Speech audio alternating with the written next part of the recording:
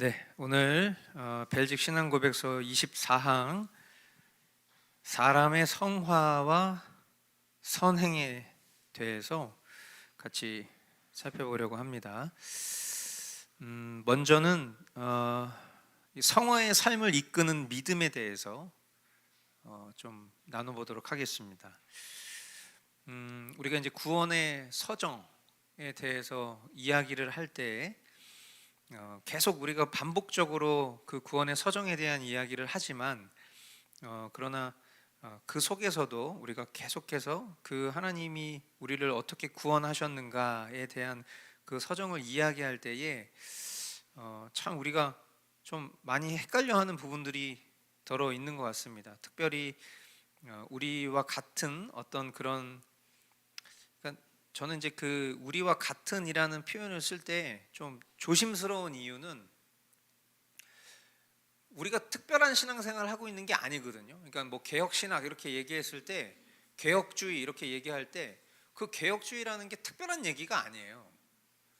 그러니까 어떻게 보면 가장 노멀하고 가장 스탠다드한 신학을 이야기한다면 그게 개혁주의 신학이라고 말할 수가 있는 겁니다.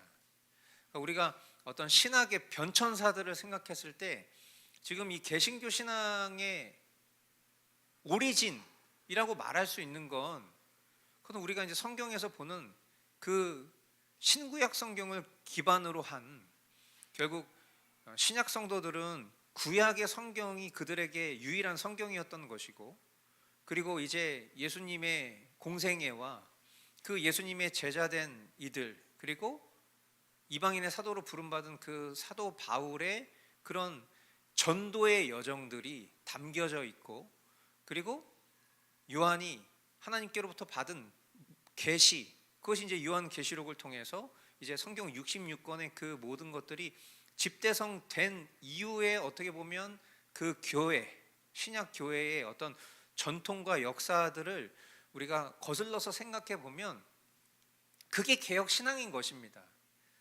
그런데 이제 그 본질로부터 교회가 변질이 되었고, 그리고 그 변질된 교회를 다시금 원형의 교회로 회복하기 위해 우리 믿음의 선진들이 피땀을 흘려서 싸웠던 그것이 바로 우리가 잘 아는 종교 개혁인 것이고, 그래서 그 종교 개혁 이후에 생겨난 계파 또는 신학을 우리가 개혁 신학 이렇게 이해하면 안 된다는 거예요. 개혁 신학이라는 것은, 개혁 신앙, 개혁 신학이라고 할 수 있는 것은, 그것은 원형의 교회가 가지고 있는 그 원형의 것을 말하는 것입니다. 그러니까 우리가 리폼드, 계속해서 날마다 개혁교회는 개혁되어야 한다라고 말하는 것은 인간의 본성이 항상 처음 것으로부터 계속해서 진보하려고 하는, 그런데 그 진보가 무엇을 향해 나아가려고 하는 것이냐, 어떤 목표를 향해서 그 나아가려고 하는 것이냐 라고 생각했을 때 그 나아감이 중요한 것이 아니라 본질에 머무는 것이 중요하다. 원형으로 우리는 계속해서 끊임없이 돌아가야 된다. 그것이 어떤 발전이 더디다라고 생각하는 인식이 굉장히 위험한 인식이고, 하나님이 우리에게 허락하신 처음 것, 모든 게 다 그렇습니다. 하나님이 처음 창조하셨었던 그 창조 원형이 제일 좋은 것인데, 그 창조 원형으로부터 인간 스스로가 주인 되어서 내가 옳다라고 생각했었던 것들로부터 변질이 시작됐던 것이고, 그렇다면 진정한 개혁, 리폼이라고 하는 것은 다시 리폼, 원래의 형태로 돌아가자라는 그 몸부림이, 굳이 우리가 그것을 신앙의 사조로 또 신학으로 그것을 규정하여서 가르치고 그것을 배우고 그것을 우리가 지키고자 하는 신앙이 바로 개혁 신앙인 거예요.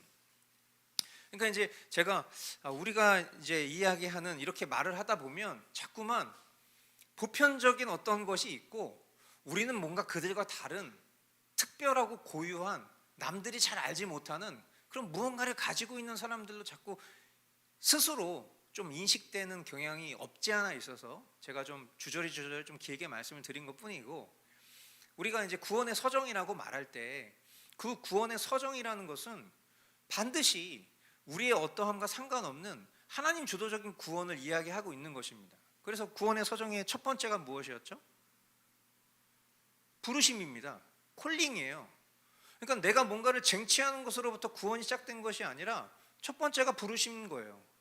하나님께서 우리를 어둠 가운데 있었던 우리를 빛 가운데로 부르시는 하나님의 부르심. 이 부르심의 전제는 무엇입니까? 하나님 택하셨다는 거예요. 하나님이 불특정 다수를 부르시고, 자, 이제부터 기준을 제시할 테니까 그 기준에 부합하면 너는 구원받는 것이고, 그 기준에 부합하지 못하면 너는 구원받지 못하거나 구원을 받았어도 탈락이야. 이게 아니라 처음부터 구원하실 자를, 하나님이 이미 아신 자를 부르시는 것부터 출발하는 것이 구원입니다. 그래서 사실은 부르심 자체가 구원의 완성이 되는 거죠. 그러나 우리가 이것을 구원의 서정, 구원의 여정, journey입니다. journey, 트립이죠. 여행을 가는 거예요. 그 구원에, 하나님께서 이미 완성하신 그 구원의 길을 우리가 우리의 시간 속에서 한번 추적해서 따라가 본다는 개념인 거예요. 그랬을 때 이 구원의 서정 속에서 하나님 부르시는 것이 있고, 그리고 그 부르심 가운데 우리를 은혜로 거듭나게 하시는 그 거듭남이 있는 것이고, 그 거듭남 속에서 우리가 이렇게 살면 안 되지, 하나님의 법도를 우리가 이렇게 벗어나서 살아왔구나라는 회개가 있는 것이고, 그 회개 속에서 바르게 믿을 수 있는 믿음 또한 선물로 주시는 faith, 믿음이 있는 것이고, 그 믿음이라는 것을 하나님 나라 법정에서 그래, 넌 의롭다, 믿음으로 의롭게 여김을 받았다라는 칭이라는 하나님 나라 법정에서의 선고가 있는 것이고, 그러나 단순히 그 칭의만으로 부족하다. 그래서 우리가 지난 시간에도 나눴던 것처럼 수양, 하나님이 우리를 의롭다 여기심과 동시에 우리를 자녀 삼아 주셨기 때문에 그냥 단순히 의롭다라고 여겨주시는 남남 관계가 아니라 이제 너를 내 자녀로 삼았다라는 절대 끊어지지 않는 자녀의 관계를 수양으로 표현한 것입니다. 그리고 이 모든 과정이 마지막 최종 영화의 단계에 이르기까지 그 과정을 우리는 뭐라고 말합니까? 성화라고 부르는 거예요. 거룩하게 되어져 가는 과정이라는 것이죠. 그러니까 처음부터 우리를 거룩한 존재로 부르신 게 아니에요.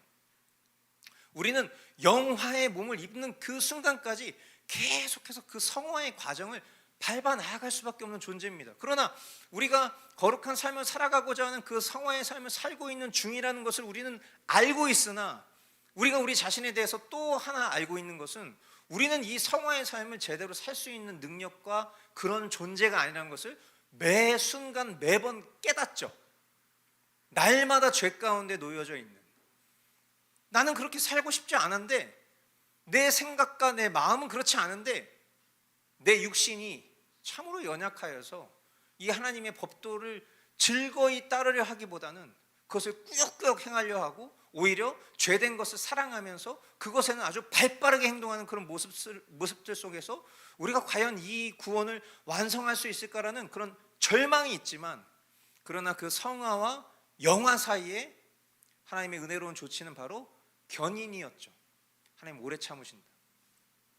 하나님 너무 오래 참으셔서 우리의 그 구원을 취소하시지 않고 그 구원을 완성하시는 그 순간까지도 하나님은 우리를 견고한 인내로 지키신다. 그렇게 우리가 구원의 서정을 말하는 것이에요. 그러니까 이것이 어떤 우리 개혁 신앙인, 우리 장로교 신앙의 이것이 어떤 고유물이다라고 생각하시는 부분이 아니라, 성경이 말하고 있는 구원론에 대해서 우리가 이렇게 정리를 해볼 수 있다라는 것을 여러 차례 이제 말씀을 드렸더랬습니다.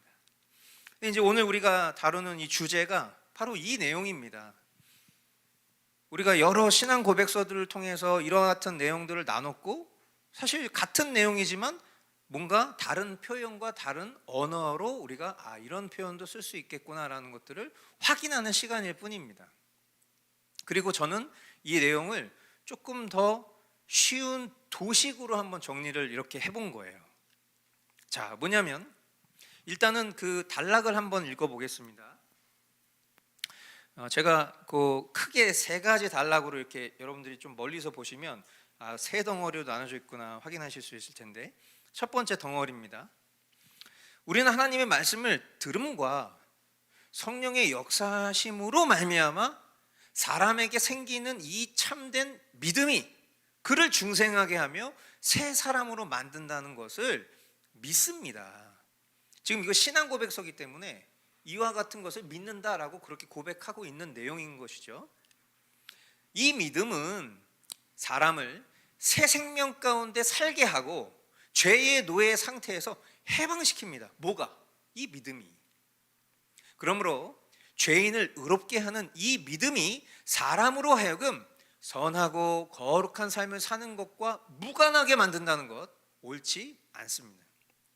오히려 반대로 이 믿음 없이는 그 누구도 하나님을 사랑하여 어떤 일을 하려고 할 자가 없고, 다만 자기 사랑이나 혹은 정죄받는 것에 대한 두려움 때문에 어떤 일을 할 뿐입니다. 따라서 거룩한 믿음이 사람 안에서 작용하지 않는 것은 있을 수 없는 일입니다. 왜냐하면 우리가 헛된 믿음에 대해서 말하지 않고 성경이 사랑으로서 역사하는 믿음이라고 부르는 것에 대해 말하기 때문입니다. 그냥 읽는 것만으로도 이해가 되셨죠? 자, 이것을 이제 저는 이렇게 한번 도식화해 본 거예요. 자, 하나님의 말씀을 들음과 들음 더하기 성령님의 역사가 합해지면 뭐가 되는 거예요? 참된 믿음이 되는 거예요. 자, 그러니까 우리가 계속해서 믿음에 대한 이야기를 할 때 저 사람 참 믿음이 좋아. 어떤 사람이 믿음이 좋은 거예요? 믿음의 실력이 있어. 저 사람은 어떤 사람이 믿음의 실력이 있는 거예요? 그런 얘기 자체가 굉장히 큰 오해를 주고 있는 거예요. 왜냐하면 믿음은 처음부터 우리의 것인 적이 없었어요. 하나님이 이 믿음을 우리에게 선물로 주신 거기 때문에. 선물이라는 건 좀 저렴하게 표현하자면 주는 사람 맴입니다. 내가 선물을 줬는데 받은 사람이 뭐 이런 선물을 줘 나한테, 에이 갖다 버려. 그럼 어떻게 되는 거예요? 손절이에요. 그냥 더 이상 그 사람이랑은 말을 섞을 수가 없는 지경에 놓이는 거죠. 물론 그런 경우는 거의 없겠습니다만, 만약에 그런 상황이 놓여진다면 그것이 부당하거나 그것이 불편하게 느껴질 수밖에 없는 이유는, 선물은 주는 사람 마음인데 받는 사람이 선물을 재단하는 순간 그건 우리의 보편적인 윤리나 도덕이나 우리의 마음속에 있는 선한 양심에 위배된다는 걸 우리는 다 느끼기 때문이죠. 그러므로 저 사람은 믿음이 좋아요, 저 사람은 믿음의 실력이 좋아요, 이렇게 말하는 것 자체가 표현을 그렇게 할 수는 있겠으나 그건 굉장히 큰 오해를 줄 수 있다. 왜? 마치 그것을 누군가의 실력으로 간주하는 행위이기 때문에 그렇습니다. 믿음은 하나님의 선물이죠. 근데 그 믿음이 어떤 식으로 이루어지는가를 도식화해 보니까 하나님의 말씀을 들음과 성령님의 역사가 합해졌을 때 참된 믿음이 생기는 거예요. 그러니까 이 과정 속에서도 인간이 한 게 없는 거죠. 하나님의 말씀을 들으려면 하나님이 그 말씀을 들려주셔야 됩니다. 들을 기회를 주셔야 된다고요. 오늘도 저와 여러분들은 하나님의 말씀 가운데 거하고 있습니다. 목사가 말을 하는 게 하나님의 말씀이 아니라 우리에게 성경 말씀이 선포되고 있고 그 성경 말씀에 대한 해석이 존재할 뿐입니다. 제가 한 설교가 중요한 게 아니라 우리가 읽은 성경 말씀이 중요한 거예요. 그 성경 말씀 우리가 들을 수 있는 기회를 이 자리를 통해서 열어주신 것은, 우리가 우리의 발걸음으로 이 자리에 나온 것 같지만 하나님 우리의 모든 상황과 환경과 우리의 마음을 주장하시지 않았더라면 우리는 이 자리에 있을 수가 없었을 겁니다. 하나님 우리를 이 자리에 인도해 주신 거예요. 그것은 우연이 아니라, 그것은 우리의 열심이 아니라 하나님 우리를 이 자리에 인도하셔서 우리로 하여금 들어야 될 말들을 듣게 하신 겁니다. 하나님이 하신 것이죠. 그리고 그것을 들었을 때에 우리 안에 구원의 보증이 되시는, 이거 되게 중요한 거죠. 왜? 성령님을 에너지처럼 생각하는 사람들은 성령님이 들락날락 하시거든요. 그러니까 뭔가 성령이여 오시옵소서라고 주여 두 팔 들어 주님을 부르오니 성령님 우리 가운데 좌정하사 임재하여 주옵소서. 우리가 이거를 되게 성경에 있는 말처럼 다 그렇게 이해하고 있죠. 찬양의 가사일 뿐이에요. 왜? 성경에서 성령은, 구약에서의 성령은 하나님의 특별한 목적과 구원을 이루기 위해서 성령을 보내셔서 그 성령에 감화된 사람들의 말을 통해서, 즉 하나님의 그 감화 감동된 그 언어를 대신 전달하는 그런 통로를 통해서 하나님의 주된 역사와 사역이 이루어졌다면, 우리가 잘 아는 바와 같이 신약 성경은 특별히 예수님께서 부활 승천하신 이후에 하신 그 이전에 선제된 약속을 통해서 내가 세상 끝날까지 너희와 영원히 함께하겠다. 무엇으로? 성령으로 라는 그 약속의 실질적인 성취가 우리가 잘 아는 바와 같이 오순절에 임했고, 그리고 그때에 임한 그 성령님은 구약에 역사하셨던 성령님과 같은 성령님이시나, 그러나 그 기능에 가장 큰 차이가 있다면 성령님이 신약교회에 임하신 것은 어떤 특별한 하나님의 일과 목적을 성취하시기 위해서 오신 게 아니라 무엇으로 오셨다? 구원의 표징으로 오셨다. 즉 구원받은 사람에게만 성령님이 오시는 거예요. 그리고 한 번 받은 구원은 취소되지 않기 때문에, 오늘 우리가 말씀을 통해서도 읽었지만 하나님의 부르심은 철회가 되지 않는다. 그게 무슨 말이에요? 그것도 찬양의 가사들이 굉장히 많은 오해를 주는 게 뭐냐면, 여기서 말하는 하나님의 부르심이라는 것은 나를 부르신 어떤 자리, 하나님이 나를 세상 가운데 이렇게 공부의 자리로 부르셨습니다, 뭔가 그런 부르심으로 이것을 달리 해석해서 그렇게 찬양을 하다 보니까 내가 부르신 이 자리를 떠나지 않겠습니다, 뭔가 이런 식으로 그 부르심을 이해하는데, 물론 그런 부르심의 의미로 성경이 부르심을 쓸 때도 있지만, 여기서 말하는 부르심이라는 것은 구원의 서정에서 첫 번째, 나를 하나님의 자녀된 백성으로 부르신 그 부르심을 말하는 거예요. 그 부르심이 철회되지 않는다. 하나님이 나를 자녀 삼아 주셨다면, 하나님이 나를 구원하셨다면 그것은 하나님께로부터 시작한 구원이고 나의 어떠한가 상관없이 임한 구원이기 때문에 그 구원 역시도 하나님 변개하지 않고 취소하지 않으신다라는 그 얘기를 오늘 사도 바울이 오늘 우리 일부 공동체 예배 설교 시간에 그 유명한 말씀, 하나님의 부르심은 절대 철회되지 않는다, 취소되지 않는다, 그 얘기가 거기서 나온 거거든요. 하나님 부르심은 이렇게 철회되지 않는다라는 증표가 뭐냐? 그게 바로 성령인 거예요. 그러므로 성령을 에너지나 어떤 특별한 능력처럼 이해하고 생각하게 만드는 오늘날의 신앙생활과 신학사조, 진짜 위험한 것들이죠. 이 성령님의 역사라는 것 자체가 이미 그 사람 구원받은 사람이라는 거예요. 그 사람이 하나님 말씀을 들었을 때 뭐가 생긴다? 참된 믿음이 생기는 거예요. 그러니까 참된 믿음이라는 이 결과물, 이 도출된 결과물도 내게 아닌 거죠. 다 하나님이 하신 거예요. 그러니까 내 믿음을 과시해서는 안 될 것입니다. 내가 누구보다 믿음이 좋고 저 사람은 믿음이 연약해, 내가 믿음을 왜 판단해? 다른 사람의 믿음을. 저 사람의 믿음이 연약한지, 저 사람의 믿음이 좋은지, 그걸 판단할 수 있는 기준이 우리 가운데 아무도 없어요. 다 하나님께서 우리에게 주신 것이기 때문입니다. 그리고 그 참된 믿음은 우리를 무엇으로 이끕니까? 성화의 삶으로 이끈다라는 겁니다. 이 첫 번째 단락에서 얘기하고 있는 내용을 이렇게 정리해 볼 수 있겠다. 그래서 이것을 가장 잘 표현하고 있는 성경 말씀이 에베소서 2장 8절 말씀이고, 제가 이 말씀을 묵상하다가 지금 저는 이 찬양 부를 때마다 우리 윤혁 형제가 생각이 납니다. 왜냐면 윤혁 형제랑 저랑 처음 사무일을 갔을 때 둘이서 낮에 할 일이 없어가지고 그 더워 죽겠는데 막 이러고 있는데, 저는 막 이렇게 그때 한참 이제 작곡에 꽂혀가지고 찬양이 자연스럽게 흘러나와야 되는데 이 찬양을 만들어야 된다라는 이 압박감에 막 서태지도 아닌데 막 제가 창작의 고통을 겪으면서 막 묵상을 하다가, 그때 이제 이 가라지 밴드에 있는 피아노로 떠듬떠듬 하면서 그 예수님의 그 멍에를 진 그 죄인을 짊어지고 가시는 그 모습, 수고하고 무거운 짐진 자들아 다 내게로 오라, 내가 너희를 쉬게 하리라, 그 말씀과 이 에베소 2장 8절 말씀의 결합을 통해서 오늘 우리가 부른 하나님의 선물이라는 찬양이 2019년도 4월 달에 처음 만들어진 노래잖아요. 그 노래를 찬양할 때마다, 부를 때마다 전 자꾸 윤혁 형제가 생각나요. 왜냐하면 제가 열심히 막 거기서 막 찬양 만들고 있는데 윤혁 형이 옆에서 계속 이런 모습이 막 기억이 나고, 예, 그때의 그 공기와 그때의 그 정서가 되게 생각이 나는데, 그 말씀의 결합은 그런 의미를 내포하고 있는 거죠. 왜냐하면 수고하고 무거운 짐, 이것도 오늘날 교회 안에서 되게 잘못 해석되어진 부분들이잖아요. 거기서 말하는 수고하고 무거운 짐이 뭡니까?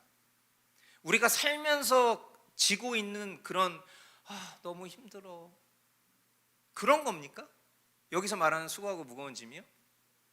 예수님이 말씀하신 수고하고 무거운 짐진 자들아 다 내게로 오라 내가 너희를 쉬게 하리라, 이 말씀이 마치 극 F이신 예수님이 막 감성에 빠지셔가지고 야 너희들 너무 고생 많았다, 야 일로 와서 야 한잔해, 약간 이런 느낌으로 우리는 그 수고하고 무거운 짐을 이해하는 경우들이 너무 많아요. 뭐 그거 무조건 틀렸습니다 이렇게 당연히 말할 수 없습니다. 근데 그 본문의 전후 맥락을 보면 예수님이 말씀하시는 그 수고하고 무거운 짐이라는 것은 뭐죠? 죄짐이에요. 죄짐. 그 죄짐을 우리 스스로 해결할 수 없기 때문에 그 죄짐의 멍에를 지고 살아가는 인간 본연의 그 존재적 그 절망감, 그 속에서 예수님께서 야 그거 네가 해결 못해, 그 문제를 해결하기 위해서 내가 이 땅 가운데 온 거야 라는 의미로 그 말씀을 하신 거란 말이죠. 그 죄짐과 우리가 인생을 살아가면서 겪는 짐, 물론 당연히 그 삶의 무게도 큽니다마는 뭐가 더 무겁습니까? 비교할 수 없을 정도로 죄의 짐이 훨씬 더 크고 무겁고 해결할 수 없는 거잖아요. 근데 그거를 예수님께서 해결해 주시겠다는 거예요. 그러면서 후렴에 이 말씀이 나오는 겁니다. 너희는 그 은혜에 의하여 믿음으로 말미암아 구원을 얻었으니. 우리가 구원을 쟁취하는 게 아니라는 거예요. 주님이 그 수고하고 무거운 짐진 그 모든 것들을 다 쉴 수 있도록 참된 레스트, 참된 안식을 이루실 수 있는 그 주인으로 오신 것을 이 에베소서 2장 8절 말씀으로 화답하면서 고백하는 거예요. 마치 믿음을 통하여. 믿음 누구 겁니까? 내 겁니까? 하나님 우리에게 선물로 주신 거잖아요. 그 믿음을 통하여 무엇으로? 은혜로. 은혜가 내 겁니까? 은혜의 본체가 되신 예수 그리스도로 말미암아 그 예수 그리스도를 믿는 믿음을 통해서 무엇을 얻었다? 구원을 얻었다. 이것은 여러분에게서 난 것이 아니요 하나님의 선물이라고. 하나님의 선물이 이겁니다. 복 중에 복이 이거인 것입니다. 저와 여러분들이 이미 이 복과 선물을 받은 성령님이 우리의 구원의 보증이 되셔서 이 자리에 우리가 그것을 신앙의 고백으로 한 사람들의 모임인 것입니다. 그게 교회인 것이죠. 그리고 우리가 그 속에서 우리의 삶을 통해서 하나님께서 행하신 이 모든 일들을 영광 돌리면서 살아가는 것이 그게 신자의 태도인 것이고 그게 신자의 사명인 것입니다. 어렵지 않아요. 그러나 이런 기준이 명확하지 않으면 자꾸만 그 속에 인간적인 요소들이 자꾸 침투하죠. 그리고 그 본질을 교묘하게 훼손합니다. 그리고 더 중요한 것보다 덜 중요한 것을 더 크게 여기게 만드는 그런 되게 이질적인 그런 사상들이 교회 안에 너무 많이 침투해 있으니까 오히려 기준과 본질을 이야기하는 순간 굉장히 사람들에게 좀 외면받을 수밖에 없는 처지가 될 수밖에 없다는 생각이 들어요. 그럼에도 불구하고 지금 우리가 이러한 교리의 내용과 또 우리가 가장 소중하게 여기는 성경의 말씀들을 통해서 확인해 본 결과 성화의 삶, 이 구원받은 신자의 현재 진행되는 그 모든 삶을 이끄는 그 믿음이라는 것은 하나님의 말씀을 들음과 성령님의 역사를 통해서 이루어진다라는 것을 다시 한번 이렇게 정리해 볼 수 있겠습니다. 자, 말씀과 성령님, 사실 이게 성화의 연결입니다. 연결인데 말씀과 성령님, 한 번 더 이 부분에 대해서 조금 더 집중해서 보기 위해서 이것을 조금 큰 주제로 잡아봤습니다. 자, 두 번째 단락. 이 믿음은 사람으로 하여금 하나님께서 그분의 말씀에서 명령하신 일들을 힘써 행하도록 인도합니다. 자, 여러분들 이런 걸 읽으실 때 조금 버거우시겠지만 앞부분에서 했었던 그 믿음의 정의를 자꾸 떠올리면서 보셔야 됩니다. 그냥 단순히 우리가 관념적으로 이해하고 있는 믿음을 생각하면서 이 내용을 보시면 결국에는 앞에서 한 내용들이 의미가 없어요. 여기서 말하는 이 믿음은 이라고 했을 때 여기서 말하는 믿음은 위에서 얘기한 거예요. 하나님 말씀을 들음 플러스 성령님의 역사를 통해서 우리가 선물로 얻게 된 믿음을 말하는 것이고, 이 참된 믿음이 성화의 삶을 이끌고 있다, 그렇게 얘기하고 있는 그 믿음을 말하는 것입니다. 이 믿음은 사람으로 하여금 하나님께서 그분의 말씀에서 명령하신 일들을 힘써 행하도록 인도합니다. 믿음이라는 좋은 뿌리에서 나온 이런 행위들은 하나님이 보시기에 선하고 받으실 만한 것들입니다. 왜냐하면 이 행위들은 모두 하나님의 은혜에 의해서 거룩하게 되었기 때문입니다.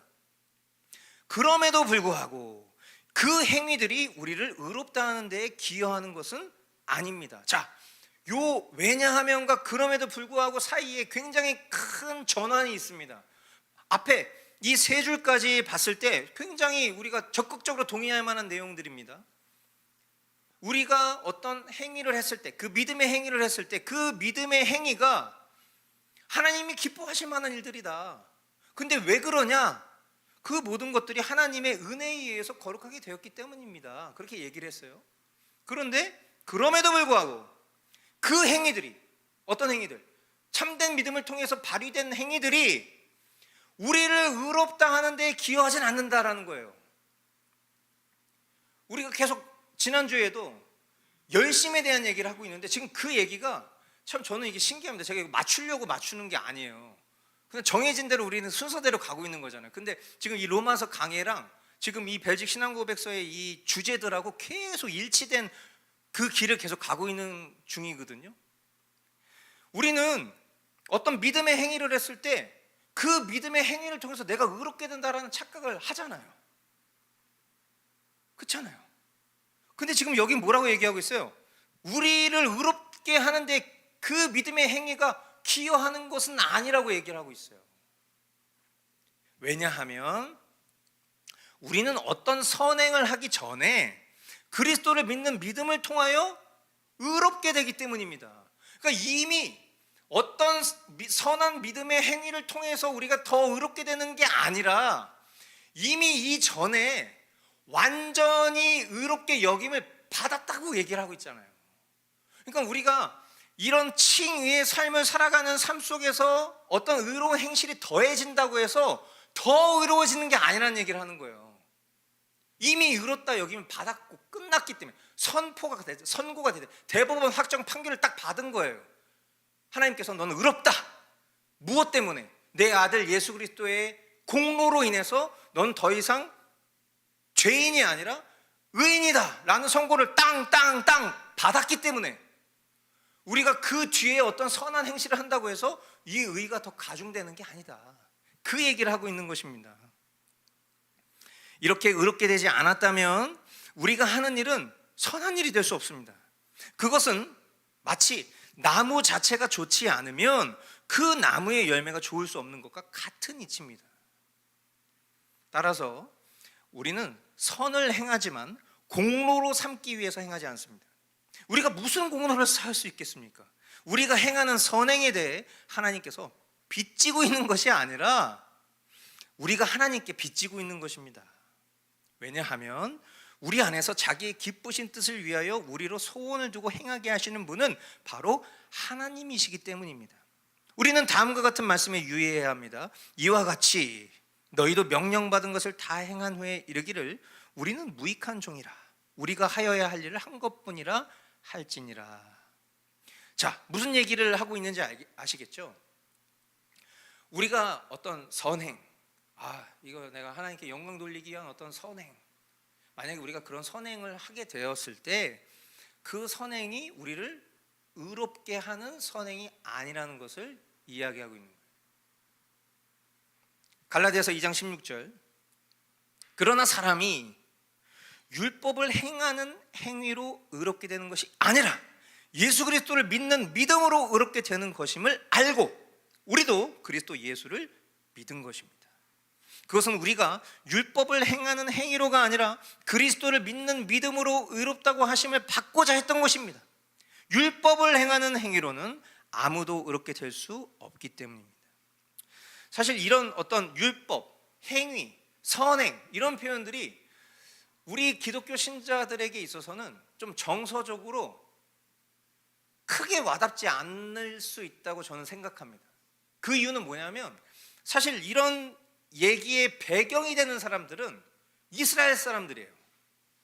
왜냐하면 그 사람들은 율법을 통해서 구원을 얻고 율법을 통해서 선의 경지에 이른다라고 생각하는 사조로 살아왔었던 사람들이기 때문에 그 사람들에게 있어서 예수 그리스도를 믿는 믿음으로 구원을 얻고 그 예수 그리스도를 믿는 믿음으로 의롭게 된다는 것이 그들이 살아왔었던 전통과 역사와 모든 가치체계를 허무는 일이었기 때문에 사실 이와 같은 말씀들은 그들에게 있어서 훨씬 더 뼈저리게 다가올 수 있는 말씀이고 그들에게 있어서 정말 믿기 힘든 말일 수 있어요.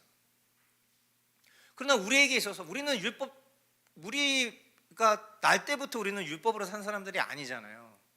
우리는 대한민국 사람이고 우리는 이방인이기 때문에 사실 우리는 처음부터 믿음으로 의롭다 여김을 받은 그 교리적 지식을 먼저 취득한 사람들이기 때문에 사실 우리는 이와 같은 말씀들을 우리가 접할 때에는 조금 이질감이 느껴질 수밖에 없다고 저는 생각해요. 그래서 여러분들이 헷갈리시지 말아야 됩니다. 근데 우리가 그럼에도 불구하고 이런 말씀들을 통해서 좀 우리의 삶을 돌아봐야 하는 부분들은 저는 이런 지점이라고 생각해요. 율법적 열심. 그러니까 제가 자주 표현하는 언어로 말하자면 종교생활. 신앙생활이 아니라 종교생활. 우리가 어떻게 살고 있죠? 그래도 저는 우리 교우들이 신앙생활하고 계시다고 생각합니다. 그리고 저는 교회의 어떤 구조나 어떤 신앙생활의 어떤 자체를 율법화 또는 종교화 만들지 않기 위해서 노력했습니다. 그래서 우리 교회는 뭐 봉사도 없고 그리고 무슨 과도한 어떤 교회의 일 때문에 내가 막 직장 생활도 막 못할 만큼 힘들고 그리고 어떤 모임이 되게 많아서 그 모임에 참석하기 위해서 막 직장도 일찍 막 저기 칼퇴근하고 막 눈치 보고 와야 되고 막 밥도 못 먹고 잠도 못 자고 뭔가 이런 식의 그런 신앙생활로 길들여지지 않도록 처음부터 교회에 세팅을 하고 그런데 그 세팅도 나중에 알고 봤더니 저는 진짜 몰랐거든요.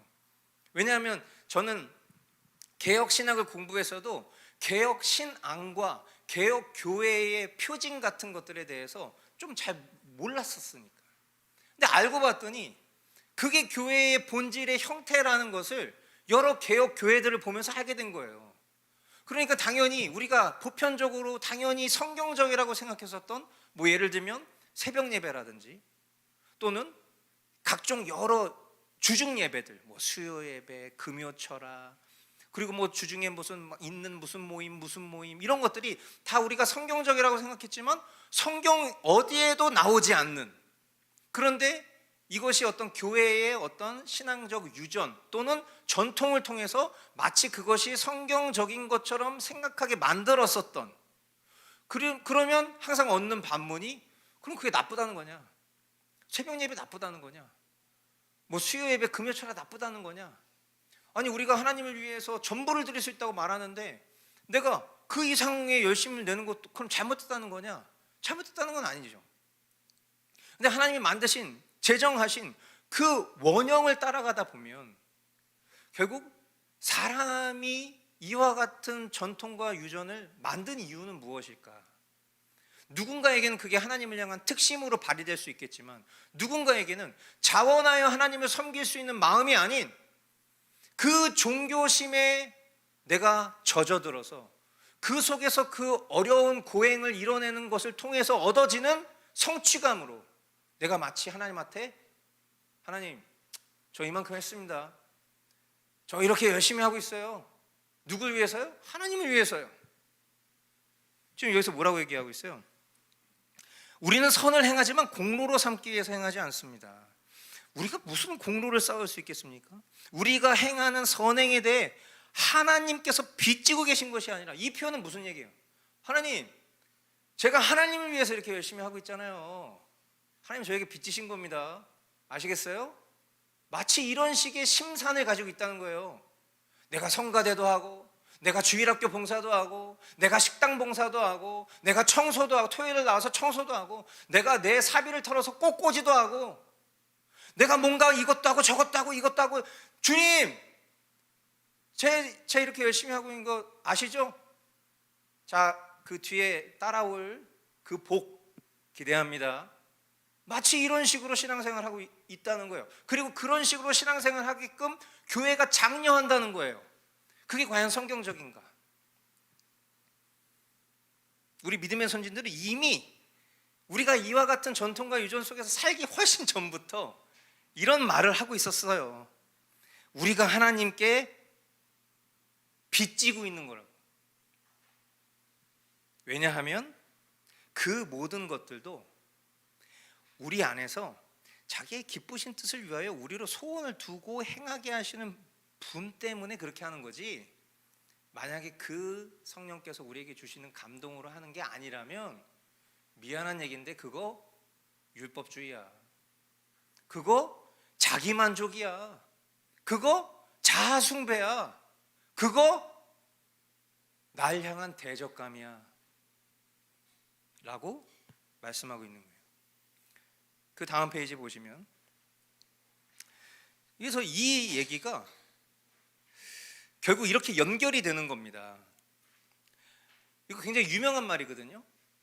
이거 실제로 신학교에서 하는 말들입니다. 그리고 물론 뭐 건전한 개혁교 신학에서는 이런 말 하지 않습니다. 그런데 이제 인간에게 구원 또는 성화의 인간의 자유의지에 달려있다라고 말하는 신학 사조들에서는 이런 얘기를 하는 거예요.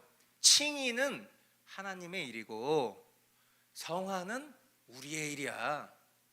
얼핏 들으면 이 얘기가 굉장히 만족스럽다고 생각하시지 않나요? 여러분 어떻게 생각하세요? 우리는 모든 것이 다 하나님의 은혜입니다 이렇게 말해 버릇한 사람들이기 때문에 당연히 모든 것은 다 하나님께 있다고 생각하지만, 여러분 사람이요 존재감을 느끼지 못하잖아요.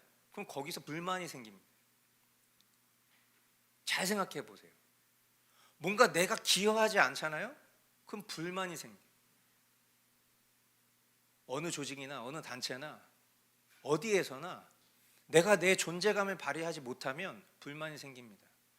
저는 아이라서요, 저는 성향이 그렇지 않기 때문에 저는 그냥 시키지도 않고 저는 그냥 조용히 있는 게 좋으니까 저 절대로 시키지 마세요 목사님. 절대 저는 얘기하지 마세요. 절대 저는 안 합니다. 저는 절대 안 합니다. 저 좀 제발 시켜주세요. 이 얘기랑 되게 똑같은 얘기 가능성이 높거든요. 인간 다 그래요. 내가 뭔가 기여하고 존재감을 발휘하고 싶어 한단 말이죠.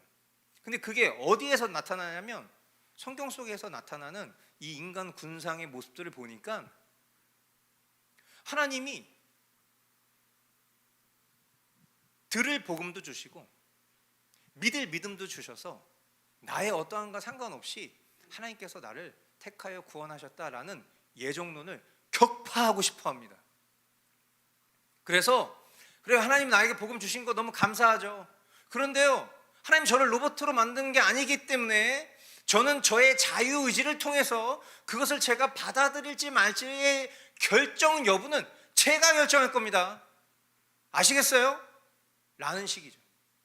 반대로 하나님이 이미 나에게 구원을 선물해 주셨어도 제가 잘못해서 혹시 이 구원에서 탈락하면 어떡하죠? 이런 불안감. 이 두 가지에 되게 상충돼 보이는 이미지가 인간의 어떠함에 달려있다라고 생각하는 게 인간이에요.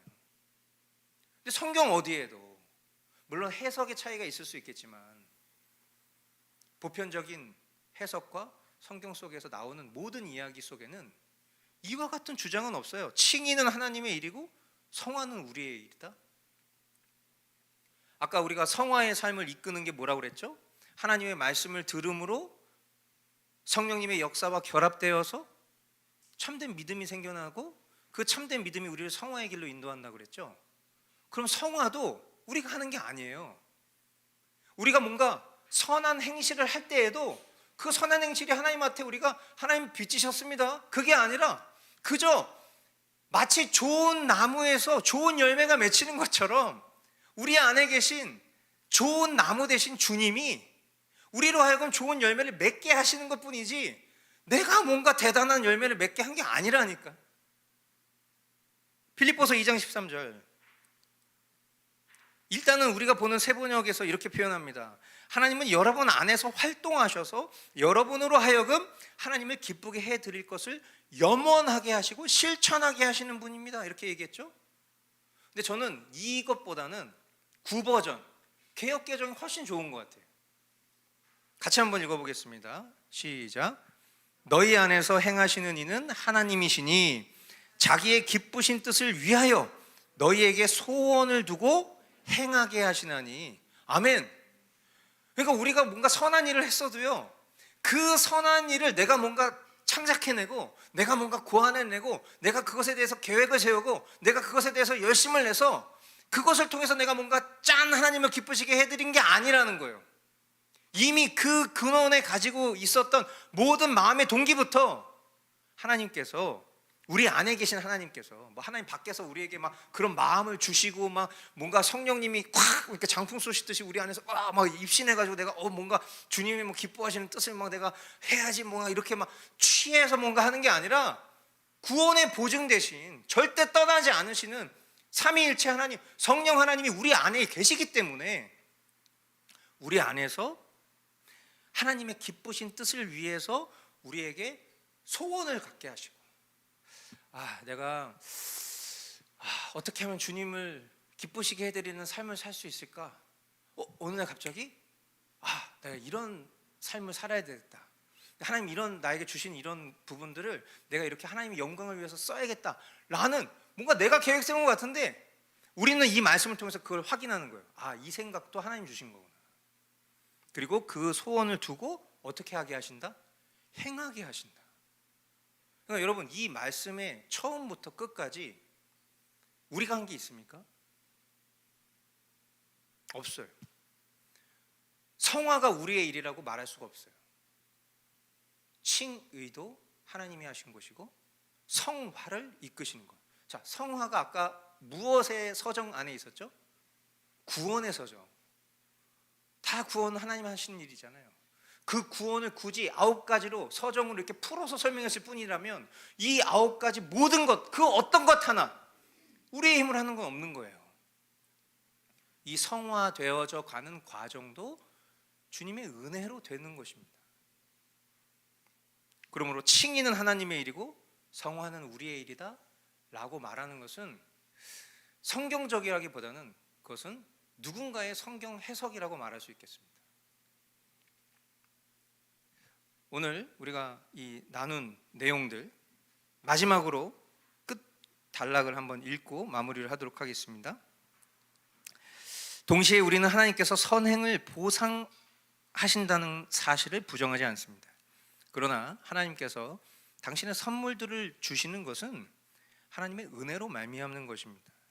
또한 우리가 선을 행할지라도 우리는 그 선행을 구원의 근거로 삼지 않아야 합니다. 왜냐하면 우리로서는 우리 육신으로 더럽혀지지 않는 일, 즉 마땅히 형벌받지 않아도 될 일을 단 하나도 할 수 없기 때문입니다. 설령 우리가 한 가지 선행을 보여줄 수 있다 할지라도 한 가지 죄에 대한 기억만으로도 하나님은 그 선행을 거절하시기에 충분합니다. 따라서 우리가 우리 구주의 고난과 죽음의 공로에 의지하지 않는다면 우리는 항상 의심에 가득 차서 아무런 확신도 없이 방황하게 될 것이고 우리의 가련한 양심은 끊임없이 고통을 당할 것입니다. 오늘 우리가 사람의 성화와 선행에 대해서 함께 나누었는데요. 이 내용 속에서 혹시 질문 있으시면 질문 받도록 하겠습니다.